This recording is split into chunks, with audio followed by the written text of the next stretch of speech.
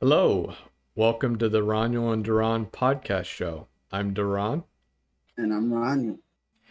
I'd like it if we could talk real quickly about something that actually bothers me a lot. So, my brother actually died in 2007. And I want to see if we can have a discussion because I know you have some experience, which you don't have to delve into. But I know you have some experience dealing with tragedies of your own.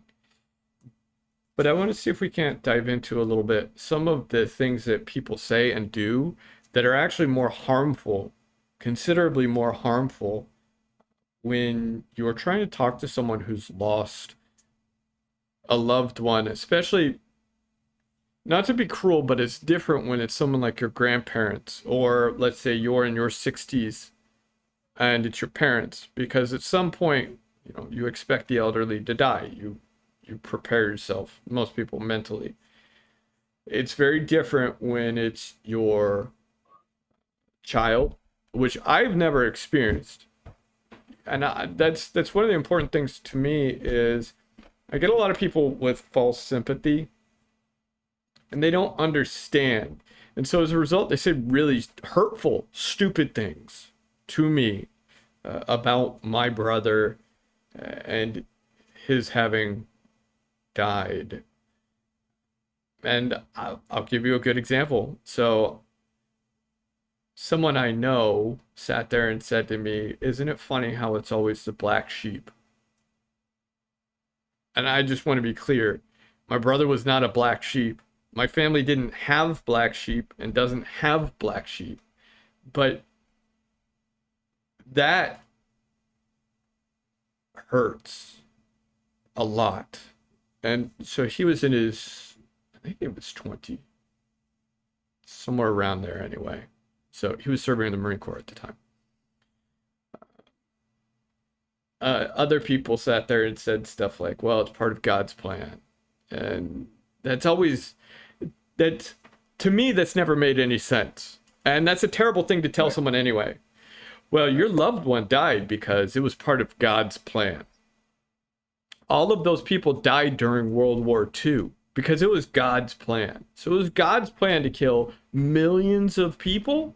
It was God's plan to have tens of millions of Chinese starve or Russians starve. That's a terrible thing to say. That does not help people feel better. It really doesn't. Neither does calling someone a black sheep, especially if you didn't know the person and you didn't know the family well enough. Or saying things like, Satan, this is just a test from Satan, or Satan did it, and all this other stuff. I mean, there were a lot of things said involving Satan, black sheep, and God. And none of those are good things. None of those make you feel better having lost a sibling, especially in tragic circumstances that should not have occurred. And I do not talk about what happened, and I will not talk about what happened because it'll make me very emotional, and I'm trying not to be. It's been almost 14 years. It's been 13 and a half years since he passed away, and it's still an incredibly emotional thing. Yeah, I understand. Like, I've had family pass away, and I've always heard people say that, and that's not true. God gives everybody a choice.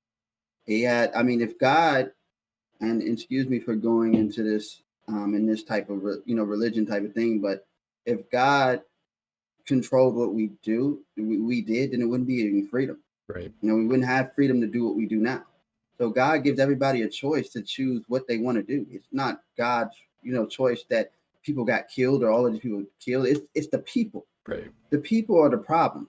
And people don't think about that. It's the people who decided to go do that. God didn't tell you to go do and Right. kill, especially when it came to killing all those Jews. Like, right.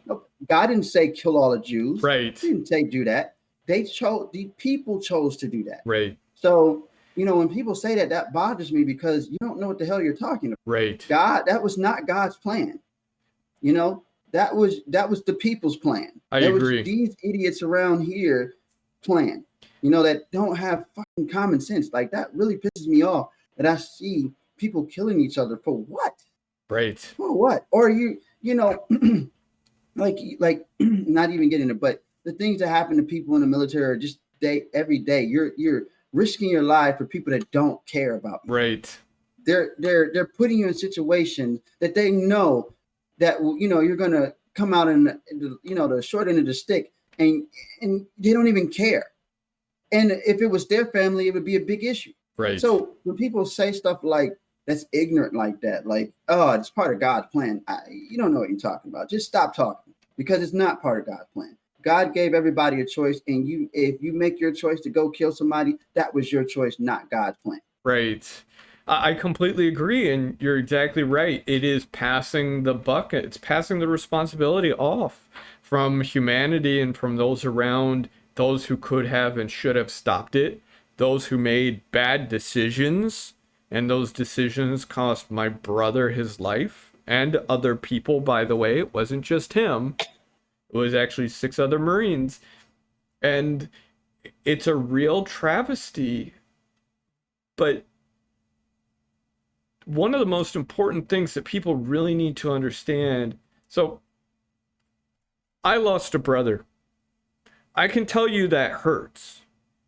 But here's the thing I didn't do is go to my parents and sit there and act like I understood what it is to lose a child. Because I can't. I can't understand that. And frankly, just the thought of it, having 4 children, is incredibly saddening. It's the best. I mean, that's hard. I wouldn't even pretend. I don't pretend to even start to get it. And losing a sibling is not like losing a cousin or a friend. They're not the same, especially because I'm a military brat. So we moved all over. Right. I didn't have friends growing up. You move too often. Anyone who's a military brat understands what I mean by that. You move way too often. And family becomes your world. Family is your world. It's the only constant, at least if you're in the Marine Corps. I know that's not the case with Army and Navy and Air Force, especially the Air Force and Navy, where you can sit in a single duty station for your whole career for 20 years or more. But you can't in the Marine Corps. Less than the Army, but you can still get away with it somewhat in the Army. You definitely can't in the Marine Corps. So I don't run around pretending that I understand how much it hurts my parents. And I don't say stupid things like that to them. Instead, and this is what people have to understand, you have to learn how to listen. Don't go to people and sit there and try to commiserate with them. They don't want you to commiserate because you don't know. You have no clue. What they want is someone to listen. And this is the same, by the way, with people who have PTSD. One of the biggest mistakes people make is trying to make them talk. Don't make them talk. I have a lot of buddies who have issues, to include PTSD. You don't make them talk. They're going to talk. You just need to be available for them when they're ready to talk. And the same is true about someone who's lost a loved one. Don't make them talk about it. Let them come to you when they're ready. And watch them to make sure that they don't do anything destructive, obviously. I think we all know sometimes you can go into a very dark place after certain events in life, but whatever you do, don't act like you know. And if you're going to say something stupid, it's better to not talk at all. Keep your mouth shut. I mean, and that's what a lot of things like, and I lost a son, I lost aunties and everything. So I deal with things differently. So what may affect other people may not affect me. But like you said, like it's you got to let people. That's exactly right. Give them time to come to you, to talk to you about it. And as you said, listen. If they ask you for your opinion, you can give it. But a lot of times, if you don't even know what to say, don't say nothing. Right. You know, just listen to what they're saying and be there to comfort them. Give them a hug or whatever if you're close to them like Right. that, but give them a hug. Let them know that you're there to support. And that's a lot of times what they need, just to know that somebody's there to support them when they Right. need it. You know, Right. I've had, it seems like every day somebody's coming to me to talk to me, and I'm like, man, I have my own problems, but I don't mind giving an ear to listen, because that may be helping somebody from committing suicide. And then if you're telling them some shit like that, Right. then they're like, oh well, God, if that was God's plan, then maybe I should just kill myself. Maybe that's God's plan. You know, Right. and that's not Right. something you want. And now you have that on your on your shoulder or on your heart, because you said something dumb that maybe you could have saved a life, and now you lost a friend Right. because of that. And I don't think people think about that. Now, to also piggyback on certain stuff like that, I also think it's also important that people learn to shut up about people's experience in life Right. in general. And like me, I'm a Black African American, and a lot of people haven't experienced what I experienced. Right. And then for somebody to say that, oh, I don't know nothing about that. I'm Hispanic. I don't have to deal with that. Like, what? That hurts. That really, really hurts, because you don't really know what I'm going through.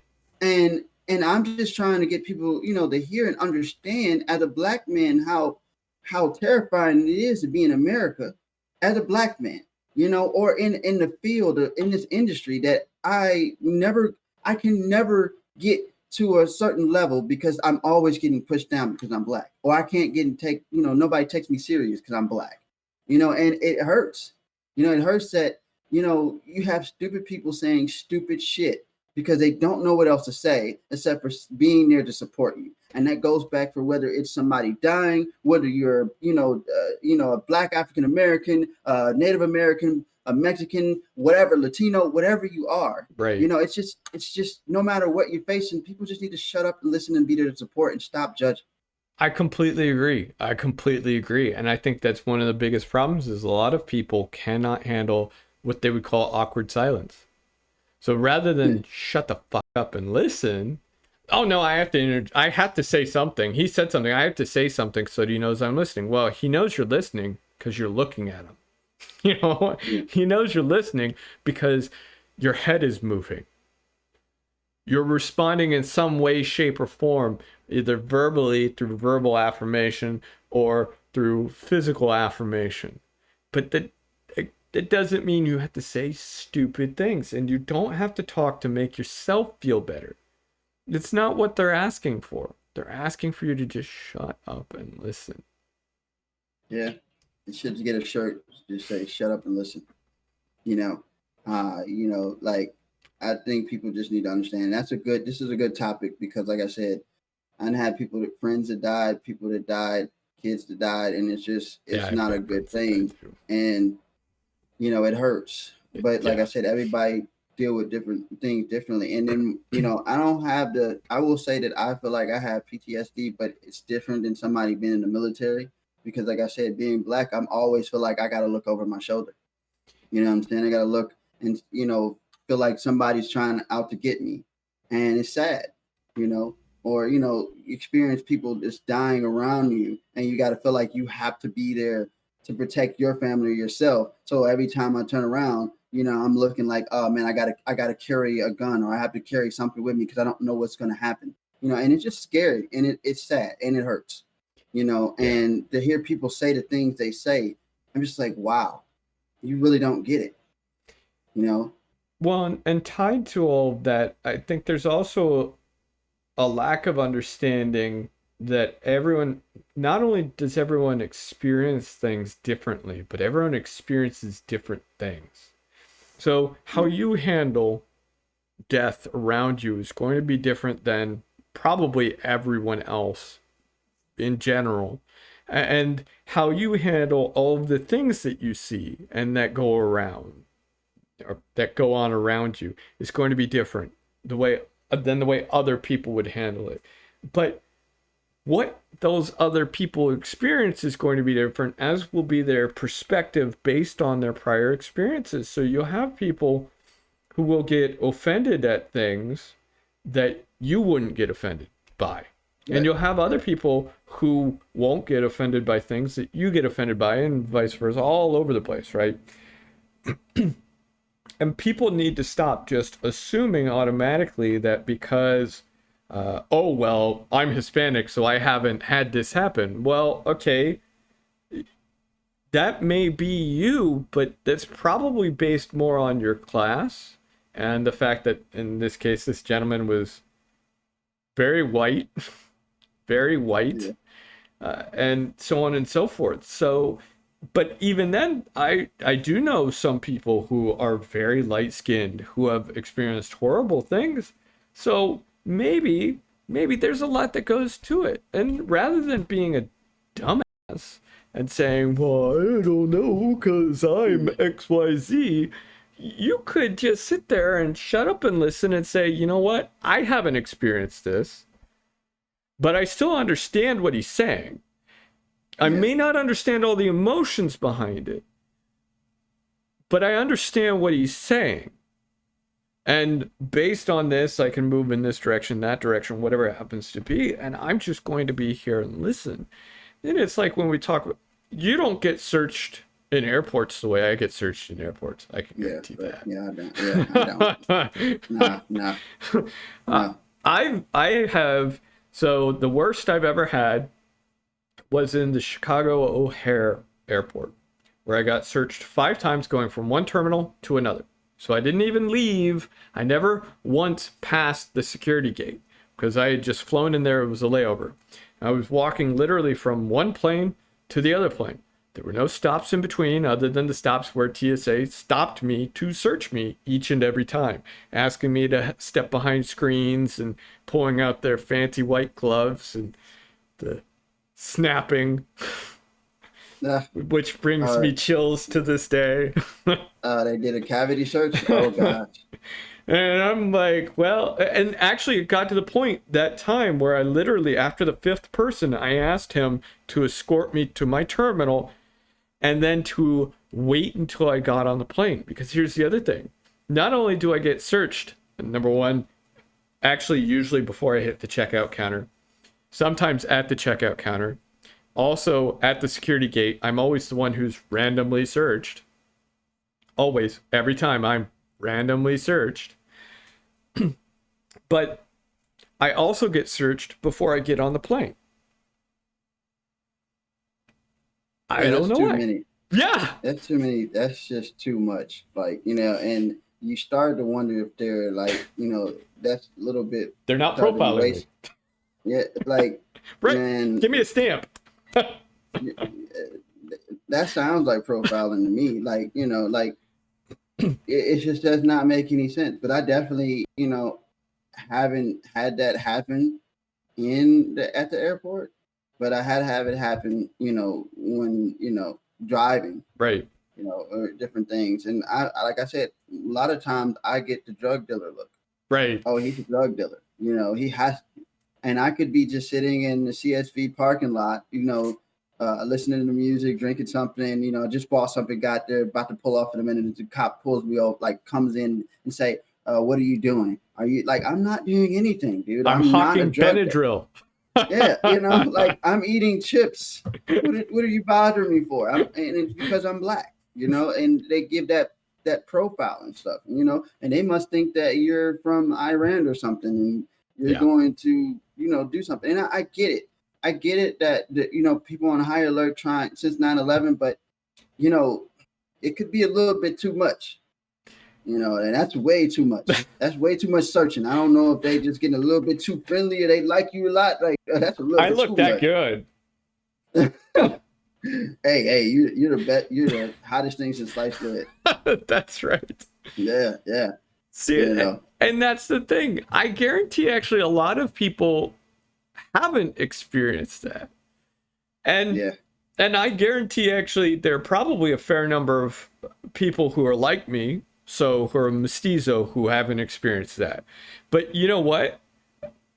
I have. And I can give you example after example. I mean, you're talking about the police searching. I've told you, actually, I've been pulled over by police officers where they then, this one in State Trooper in Nebraska pulled me over and had me go into the front of his vehicle because he couldn't arrest me for anything because I didn't do anything wrong. Wasn't speeding or anything. And my wife is she's very pale. Which is ironic because she's a desert dwelling. Her tribes are desert dwelling. But he goes up to her and is asking her if I kidnapped her. Because, I can't be with someone who's so pale. That's the best I can come up with. Then he started asking her if I was a drug mule. I mean, what is she going to say? Yeah, my husband is a drug mule, and that's why I've got these 2 kids in the back. I mean, it's ridiculous. Absolutely ridiculous. And then this Ohio State trooper pulled me over. My dad was in the vehicle and pulls me over. It's my dad, myself, and my kids. I was the one driving. Oh, I'm sorry. I forgot to mention. The Nebraska police officer had his loaded M16, of course, right next to me.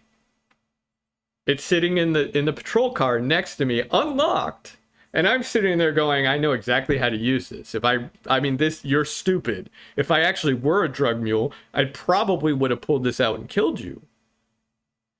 But even beyond that, he then, to justify this whole thing, moved the mile marker we were at on the ticket 2 miles so that he could claim I was in a construction zone in a 55 mile an hour zone instead of the 75 mile an hour zone we were in.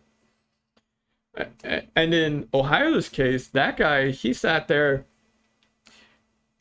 I go past him, and I was passing this guy who was swerving like mad. He was on a motorcycle. I didn't want to hit him. He seemed like he was drunk. There was definitely something going on. So I passed him. It's a 70 or 75 mile an hour zone. And I was 3 over. So it's not like I was even 5 over.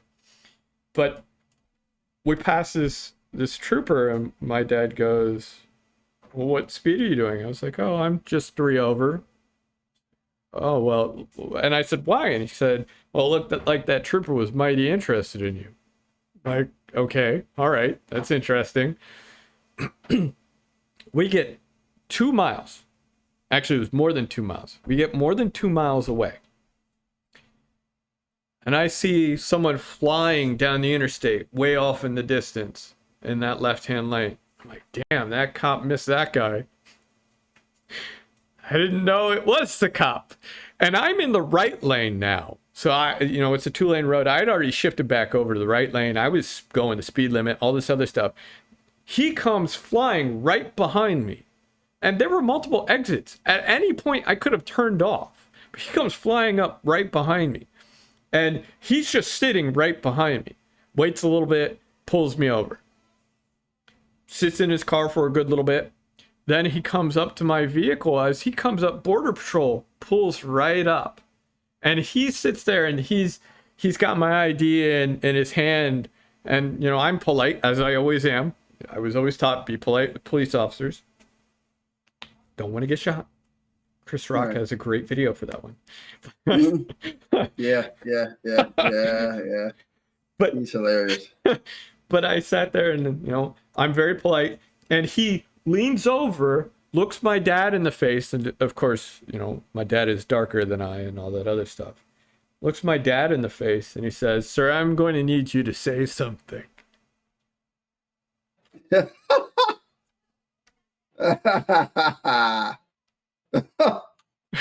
Oh man, sorry. That's And my dad's like, well, what would you like me to say?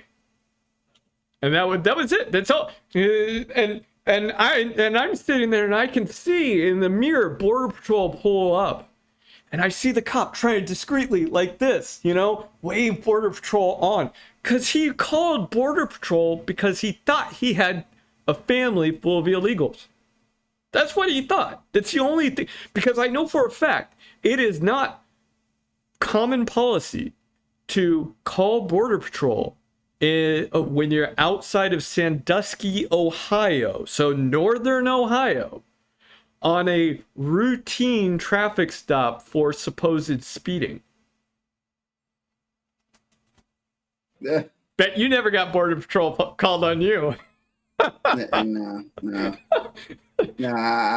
What are they gonna call me from coming from Africa? I've talked with a lot of other people, and no one else has ever had Border Patrol called for in Ohio for routine traffic stop. And he did give me a ticket for going 3 over. I mean, and I admitted to him. I said right off the bat, I said, yes, I'm sorry, I was speeding a little bit. And I actually explained why. And I said, because there was a guy, that guy on the motorcycle that I passed was swerving, and I followed him for a good mile. He was all over the place, and I thought he was a real danger. I didn't want to be behind whatever accident he caused, and so I passed him. But can I say something on that? Please. He passed a guy that might have been drunk, that could have killed somebody, but came after you. Yes. Profile. Yes. And just to get away with it, so he wouldn't get in trouble, he gave you a ticket saying you went 3 miles over. Yes. Yes. That makes no sense. Like, I swear to you, I could be driving. So I try to put on cruise control and just drive and cruise. Yep, that's what I do. I could be driving and see people going, and you're in the fast zone and they're just going 70, 80. And I'm like, if that's me, if I'm going 80, 90, the cop is pulling me over. But the person that's going 70, 80, they don't get pulled over.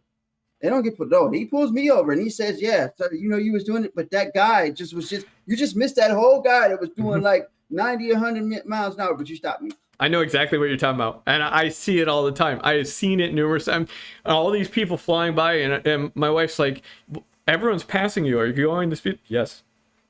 I'm going 2.5 over because it's the interstate. So sometimes I'll do 2.5 over because it's the interstate. I'm like, yes, dear, I'm doing 2.5 over because traffic's just flying by. I don't want to be a danger, because you actually are a danger, a road hazard, if you are not going the speed of traffic. And she's like, well, maybe you should go a little faster. And I always say to her, I'm not white enough to go faster.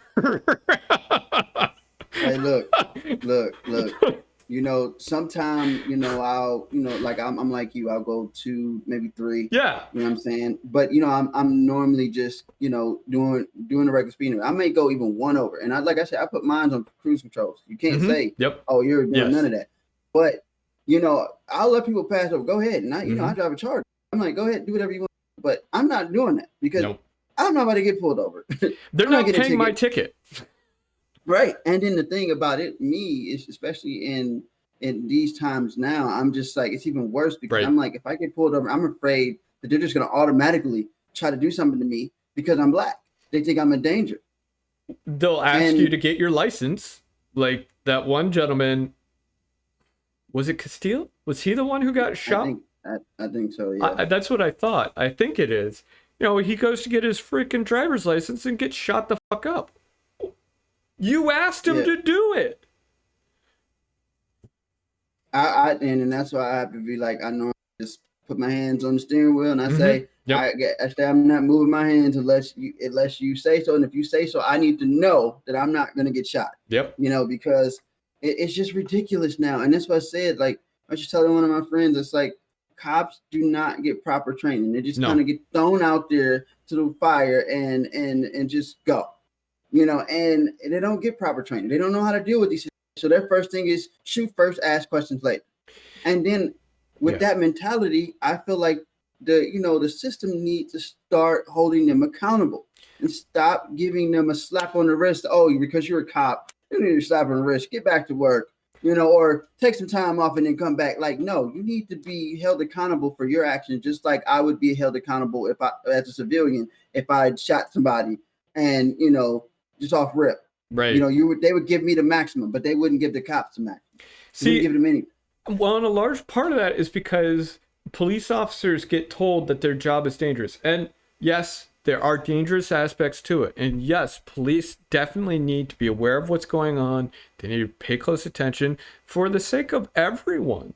Because their real duty, of course, is to serve and protect the community. It's what they're there for.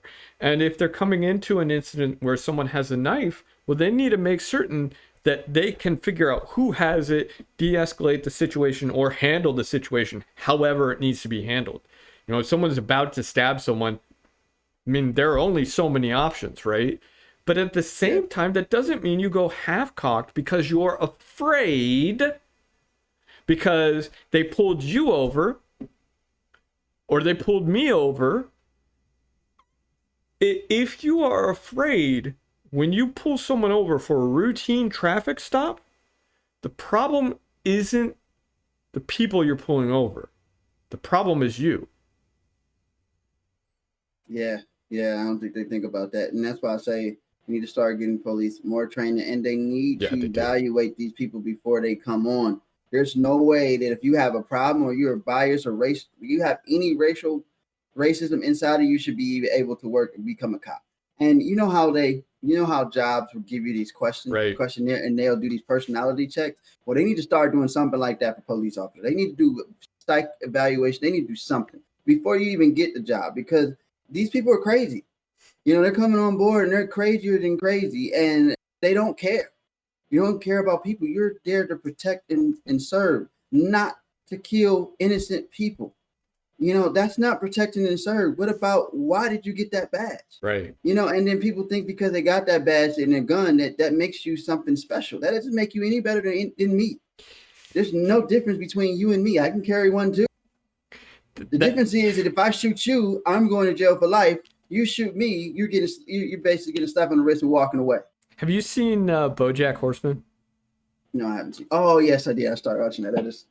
That show is hilarious. I loved every single time. I mean, then this is the military, okay, and it's also police and so on and so forth. There's the episode where he gets in trouble because there is a Navy SEAL, and he goes through and he says, I'm sure a lot of the troops are jerks. Most people are jerks already, and it's not like giving a jerk a gun and telling him it's okay to kill people suddenly turns that jerk into a hero. What? Did you just say you think the troops are jerks?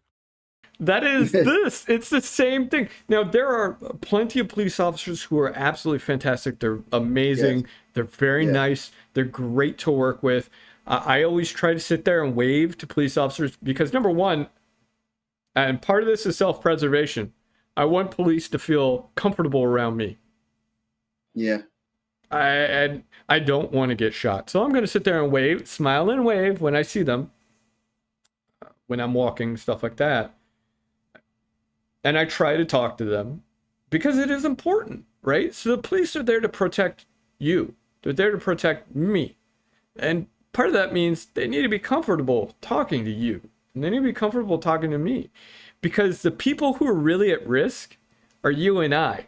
Actually, our racial groups, our sexes and racial groups are the most likely to get shot and killed by police per capita.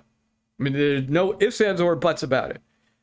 And so I understand that they get a lot of training. A lot of them get a lot of training that CERN tells them that their job is so dangerous and all this other stuff. I get that. But really, at the end of the day, it's not that their job is dangerous. Their job, and this is the training they should be getting, their job is to help you, and to help me, to help our loved ones. That's their point and purpose. It's not to go shoot you. It's not to shoot me. It's not to, pull me over and ask my wife if I kidnapped her or if I'm a drug mule. Yeah. Or demand my 20 plus year veteran father to speak so that he can tell whether or not he's an illegal immigrant. Yeah, no, it's just crazy. This world is just crazy, and it's getting worse and worse. Man, I don't know. Like I said, the first thing about this that we talked about is if you don't have nothing good to say or don't know what to say, just shut up, shut your mouth and listen. Okay, and no matter what or who you are, you don't know what people are going through. Right. You don't know their situations or where they come from. don't judge a book by its cover. Right. If you don't know what you don't know or have any experience about it, just be there to support them. Mm-hmm. And even if I said something to somebody that I had no experience about, I would always just let them know, hey, maybe I haven't had that experience, but I'm always here to support you. Anytime you need somebody to listen to or a shoulder to lean on, I'm here for you. That's what people want to hear. They don't want to hear that shit. Oh, this is God's plan, or oh, I ain't never been through that. I'm Hispanic, or I'm this. Right. Nobody wants to hear that shit. Keep that shit for somebody else. You know what I'm saying? Keep that shit to yourself. Right. You know what I'm saying? If you want to help people, then just be there for them and support them and listen. That's exactly right. That's exactly right. Well, it's been great talking to you. I hope everyone else enjoyed this. To me, it's incredibly important. Actually, all of the concepts, all of the things that we discussed today, be they security or otherwise, and they actually overlap and relate an awful lot if you really think about it. But it is a lot of fun, and for me, it's fun to hear different experiences. Yes, agree. Because I recognize your experience is different than mine. Your experiences are vastly different than mine. In fact, actually, my experiences are different than a lot of people's, and their experiences are different than each other's, because that's the way humanity happens to work. And it's just nice to have these conversations, because if we don't, how can we understand each other? And how can we even work together? How can we get along, become better as human, and work, and being diverse? That's right. And stuff like that, if we don't even understand each other.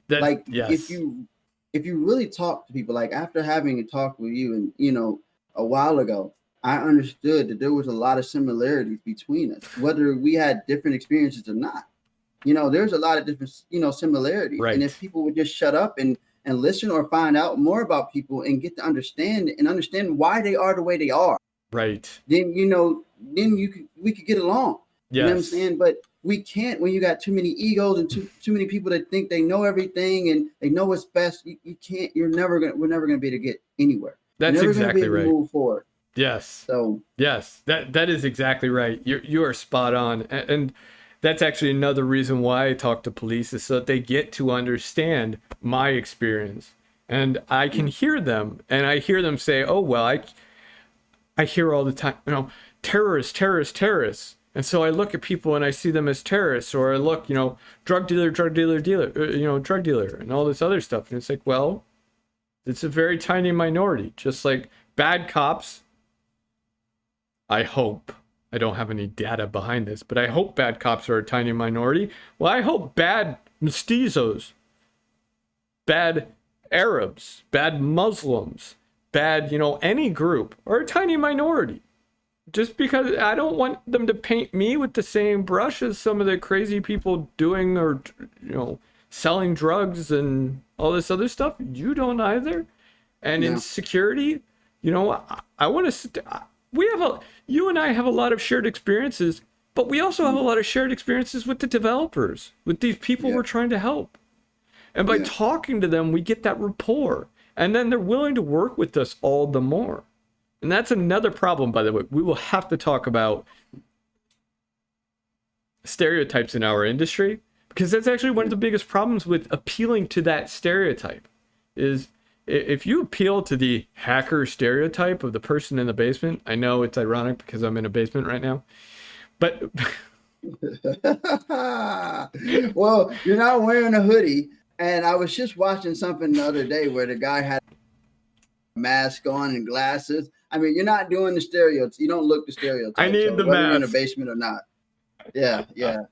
You have to get a mask. You got to get a clown mask. That's right. The crazy clown mask. Yeah. But that goes to the same thing. If that's how you are, you're not communicating with developers. So you never create the relationship that you need to have success. And this is why police need to be out walking the streets, talking to people, so that then they can hear from you. They can hear from me. And they know who we are. And they're not afraid of us because we're people now. I'm not a terrorist. You're not a drug dealer, terrorist, I whatever. could say a lot of things, but I'd rather you fill in the stereotypes than me. Yeah, yeah. You I know mean, the them better most than common me. thing is drug dealers or gangbangers. Like, that's the most common thing. I was gonna go with killer, but I mean, so is Yeah. terrorist. So Yeah. That's all the same thing, right? that's right. That's right. But even then, like, what happened to neighborhood patrolling? That's exactly right. You don't even. And then, if you're a cop that's there, you get to know the neighborhood. You're there to help and serve. Like, if you don't know the people you're trying to protect, how can you protect them? Exactly, because you don't know what they suffer from, what they need, what they worry about. And that is one of the big problems. They started getting, number one, they were reducing funding on police in the 1990s, I think it was. Is really when it started en masse. And then they started pushing to have them all drive around in patrol cars. And then instead of having partners, because it used to be that it was always two people in a vehicle, in a squad car or whatever, they started moving many departments to only having one person in a squad car. Well, now you're going to be, okay, if there are two of me, I'm not going to be so scared, arriving on a scene where I don't know what the situation is. There's just me, and maybe someone has a weapon, whatever, I have no clue. I could see someone being more fearful. Military doesn't send people off one at a time. That doesn't work. Why do the police, when going into a dangerous situation or potentially dangerous situation, although I don't think routine traffic stops should be, although they can be, why aren't they going with partners? Why don't you see partners as much? And that goes to funding, I know, but that's also why you don't see them walk anymore. They don't know you. They don't know me. The only reason why any of them know me is because every day when I walk my kids, I walk by a patrol car and I wave to them and say hi. Yeah, I mean that's actually right. That's exactly right. Like, they don't, but like you said, to bring some proof of thought, like cops don't get paid enough. So do you think they even care? They already get shitty pay. They already are in fear for their life every day. So they're to the point where a lot of cops don't even give a shit, and that's why some of them just become bad. I'm not making excuses for them, but I'm just saying that the cop job is the shittiest job. Yeah. And it's one of the shittiest jobs. Yeah. So, and it's like you got to think about how they feel when they're doing it, but also they chose that job. So you got to think about that too. But another thing is, nowadays, this is what I see. Yeah, you have one cop in the car, but guess what? When they stop you, there's 3 to 4 other cars coming behind you. Yes. And I'm just like, why? It doesn't make it better for me either. If I see 4 or 5 cops, I'm looking at, what is happening? Yes. You're scared. They need to change that shit and turn it back to two people in the squad car, because right now I'm looking like, if you stop me, and I literally remember a long time ago, I got stopped for not having the headlights on, or I turned them on after I left out of the thing, and they stopped me. And I swear there was like 5 cars for one person. Yeah. And I'm looking like, what am I going to do? If you got 4 or 5 people, well, I'm not going to do nothing. I'm not going to do nothing with you, period. But 4 or 5, like, and they're all surrounding the window like they're about to jump me or drag me out the car. I'm like, oh my God. You're exactly right. And I see that all the time on the interstate. You'll see just a huge trail of police cars all parked up. First of all, it's a road hazard. Secondly, like you said, what does that do other than put you in more? You're already in a panic and a tense situation because one of the 2 people is armed. It's a police officer. One of the 2 people is armed, and because it can go south if you do something that they don't like or that surprises them. I mean, having a whole bunch of them, having a force of them, a gaggle just descend. If there are 2 in a vehicle, it's 1 vehicle. It's less of a road hazard. Now you sit there and you say, okay, well, they're not ganging up on me. It's just 2. It's not 3, 4, 5, 6. And they don't have patrol cars going half a mile just to pull me over. I don't have to worry about what the hell is about to go on. They're pulling out the gloves. No, that just makes it worse. And I don't think they think about that, and how, and especially now in today's society, it looks worse, and people are already thinking about you're killing black people or any race at that, Right. and it just makes it worse, So, like I said, we have a lot of, I would say people in general have a lot of learning to do, and to get better. And I don't think they're going to learn from any of these experiences because they don't really care. I agree. It just becomes polarized. They only care about them. Right. And what they have experienced, and whether they're the superior race or not. Who gives a shit? We're all human. Right. I don't care if you're black, yellow, green, whatever. We're all human. Nobody's better than the next. We all do. I put my pants on the same way you put your pants on, whether they may be different colors. My pants are a little harder to put on. Yeah, it may be. You may have bigger thighs or whatever, but I'm saying we still put on pants the same way, no matter how hard it is. I agree. I mean, I don't know if you put them on backwards or not, but I'm just saying that. Only on Tuesdays. Backwards Tuesday. But like I said, people got to stop judging. They got to start listening in order for people to start understanding other people's situation. Yes. So we can all work together to make it better. Exactly. Don't dismiss it. Don't dismiss it. Oh, I can't understand it. You can understand it. You just don't want to. Like, think about it. How many rich people was born rich, and then when they lose all their money, then they don't know what to do. And then they don't want to become like, somebody who's poor or grew up that way in society. Then you start really understanding, what people have to deal with when you are not blessed or you lose everything you have. And that's my thing with people who have a lot of money. Right. Nobody chose this. I didn't choose to be poor. Right. You know what I'm saying? Like, I didn't choose this. I was brought into this. And because I'm not saying that, I'm not making excuses, but I'm saying because of how society is treat people with that's diverse, that is not of that color, we've been held down. It's hard for us to come up. And when we do, they're afraid of that. It's nothing to be afraid of. We should all be able to work together and make money together and live together. Right. But we're in a world where we can't even live together. We have to fight each other. We're destroying everything. Yes. Well, and that's exactly right. You see the same thing with minorities. What do? We get pitted against each other all the time. When those big protests occurred in LA after Rodney King was beaten, they burned all the Korean stores. And then these Black Lives Matter protests that go wrong, people burn down the Korean stores again, but they also burn down black stores, black homes. Why is this occurring? And so much of it is because they say, Asians, they're taking all of our jobs and money, or he's from rich stock and they're taking all of our. Why are we doing that? Why do we keep turning against each other? It makes no sense. Why can't we work together? For Pete's sake, this goes back to what you said. You and I sat, we talked. We had a lot of similar experiences.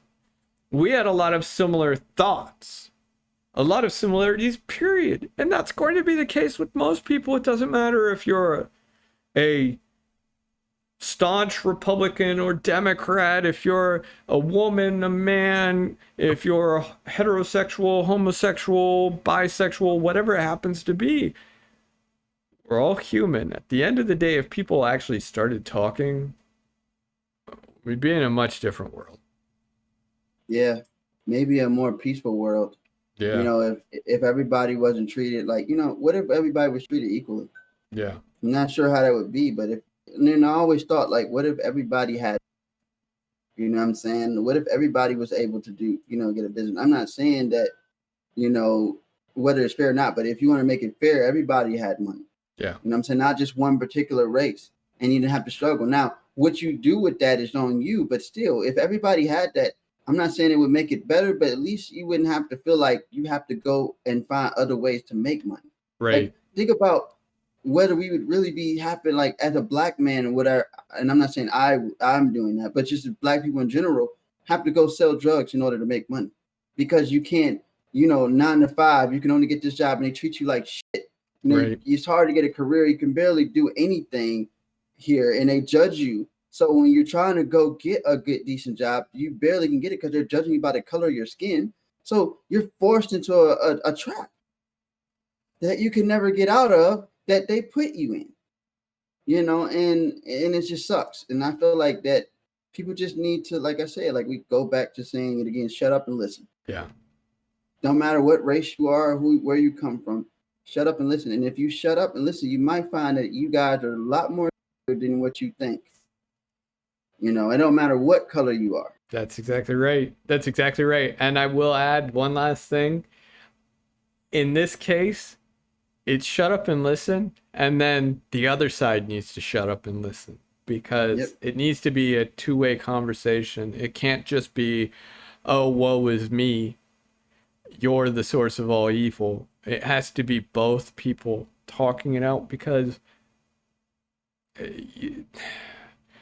going through and screaming at someone doesn't help. Now, bereavement is a different matter, but you'll get these people online and they're demanding that people sit down and shut up and give up their place at the table and all this other stuff. It does not help anyone. It doesn't help the situation at all. If you want to have meaningful conversation, don't tell people they need to. Just sit down and listen and give up their place at the table, whatever the hell that means. It's, I need to talk now. You need to listen. Now you're going to talk and I'm going to listen. That's part of sharing our experiences. Yeah. Yeah, we both can't talk at the same time. That's right. That's exactly right. But we both have to talk. And that's the important thing. I'm Roniel. I'm DaRon. And if you haven't already, please subscribe to our podcast show so you can keep up to date to all our new content that are coming out pretty soon. Anything you haven't seen already, you can go back and view it. Other than that, tune in for the next time. Thank you for watching.